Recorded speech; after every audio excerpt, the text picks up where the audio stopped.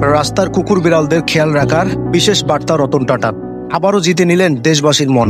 ভারতের তথা বিশ্বের লাখো মানুষের অনুপ্রেরণা হলেন রতন টাটা। তার আমলে টাটা গ্রুপের মর্যাদা বেড়েছে বহুগুণ। ব্যবসার পাশাপাশি দেশের নামও উজ্জ্বল করেছেন এই মানুষটি।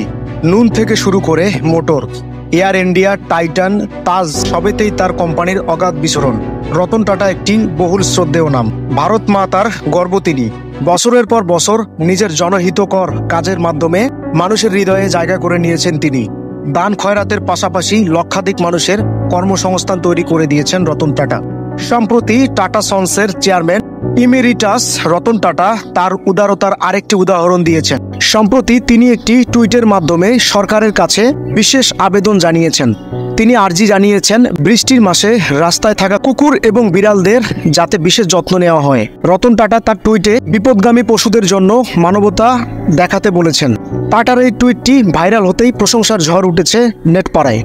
রতন টাটা তার টুইটে লিখেছেন, বর্ষা এসে গেছে, অনেক বিপদগামী বিড়াল এবং কুকুর এই মৌসুমে আমাদের গাড়ির নিচে আশ্রয় নেয়। এমন পরিস্থিতিতে এই বিপদগামী প্রাণীদের কোনো ধরনের আঘাত এড়াতে আপনার গাড়ি স্টার্ট করার আগে এবং এর গতি বাড়ানোর আগে গাড়ির নিচে কোনো প্রাণী আছে কিনা তা একবার পরীক্ষা করে দেখুন। রতন টাটা আরও বলেছেন যে আমরা যদি আমাদের গাড়ি চেক না করে চালাই তাহলে এই প্রাণীগুলি গুরুতর আহত হতে পারে, তারা অক্ষম হতে পারে এবং তারা মারাও যেতে পারে। তাই এটি সত্যি হৃদয় বিদারক ঘটনা হবে।